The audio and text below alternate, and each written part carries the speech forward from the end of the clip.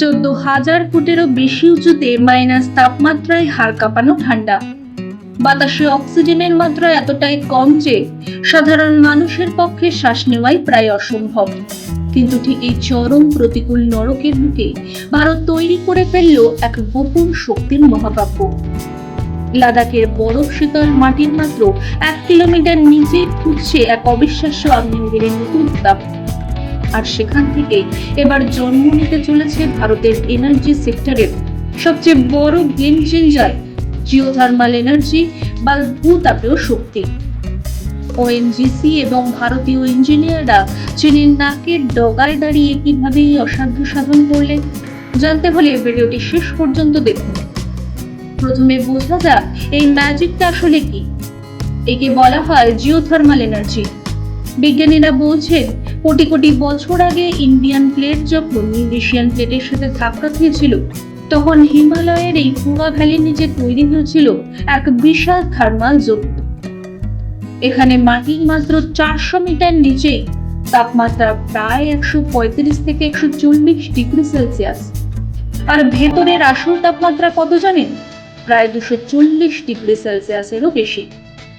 এখন প্রশ্ন হলো, আমাদের তো সোলার আর উইন্ড পাওয়ার আছে, তাহলে এটার কি দরকার ছিল? সাধারণ সোলার প্যানেল রাতে কাজ করে না, আর উইন্ড মিল বাতাসের ভরসায় চলে। কিন্তু জিওথার্মাল এনার্জি হলো 24 ঘন্টা 365 দিন নিরবিচ্ছিন্নভাবে বিদ্যুৎ দিতে সক্ষম। বিজ্ঞানের ভাষায় একে বলা হয় বেস লোড পাওয়ার। মেঘ আসুক, ঝড় উঠুক বা বরফ পড়ুক, এই বিদ্যুৎ উৎপাদন কিন্তু কখনোই থামবে না। কিন্তু এই কাজটা মোটেও সহজ ছিল না। 2022 সালে যখন ওএনজিসি প্রথম ড্রিলিং শুরু করে, তখন মাটির নিচ থেকে হাই প্রেসার গরম জল আচমকা লিক হয়ে প্রজেক্ট বন্ধ হওয়ার উপক্রম হয়। মাঝখানে প্রশাসনিক ও চুক্তির জটিলতার কারণে কাজ থমকেও গিয়েছিল।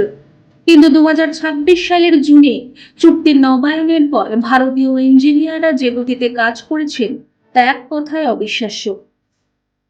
2026 সালের মে থেকে জুলাই মাসের মধ্যে মাত্র 1-1.5 মাসের রেকর্ড টাইমে তারা মাটির 1000 মিটার বা 1 কিলোমিটার গভীর পর্যন্ত দুটি যমজ কুয়ো বা টুইন ওয়েলস সফলভাবে খনন করে ইতিহাস তৈরি করেছে।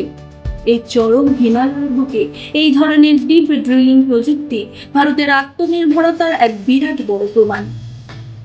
এই প্রজেক্টের আসল গুরুত্ব লুকিয়ে আছে জিওপলিটিক্স বা ভূ রাজনীতিতে। পুরা ভ্যালি কিন্তু চীন সীমান্তের অত্যন্ত কাছে অবস্থিত। এতদিন শীতকালে এই দুর্গম বর্ডার এলাকায় ভারতীয় সেনা এবং সাধারণ নাগরিকদের জন্য কোটি কোটি টাকার দামি ডিজেল পুড়িয়ে জেনারেটর চালাতে হতো। কিন্তু এবার সেখানে মিলবে সম্পূর্ণ বিনামূল্যে 24 ঘন্টা গ্রিন এনার্জি। শুধু কি বিদ্যুৎ? একদমই না। এই ফুটন্ত বাষ্প দিয়ে শীতকালে ভারতীয় সেনাদের বাংকার, স্থানীয় হাসপাতাল এবং ঘরবাড়ি গরম রাখা যাবে। এমনকি মাইনাস তাপমাত্রাতে তৈরি হবে গ্রিন হাউস ফার্মিং, যার ফলে বরফের ওপর দাঁড়িয়েও জওয়ানরা তাজা শাকসবজি চাষ করতে পারবে। এটাকেই বলে এক ঢিলে একাধিক পাখি শিকার।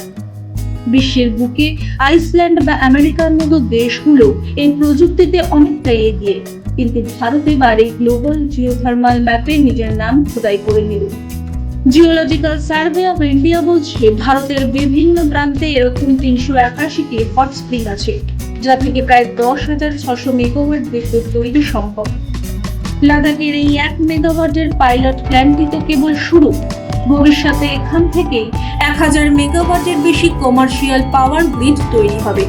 ভারতের নেট জিরো কার্বন মিশন আর এনার্জি সুরক্ষায় এই প্রজেক্ট সত্যি এক নতুন সূর্যোদয়।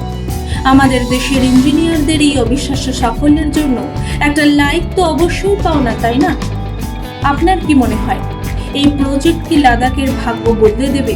কমেন্ট করে অবশ্যই জানান। ভিডিওটি ভালো লাগলে অবশ্যই লাইক ও শেয়ার করে ছড়িয়ে দিন। আর আমাদের সঙ্গে থাকতে চ্যানেলটিকে অবশ্যই সাবস্ক্রাইব করুন। ব্যুরো রিপোর্ট, মাধ্যম।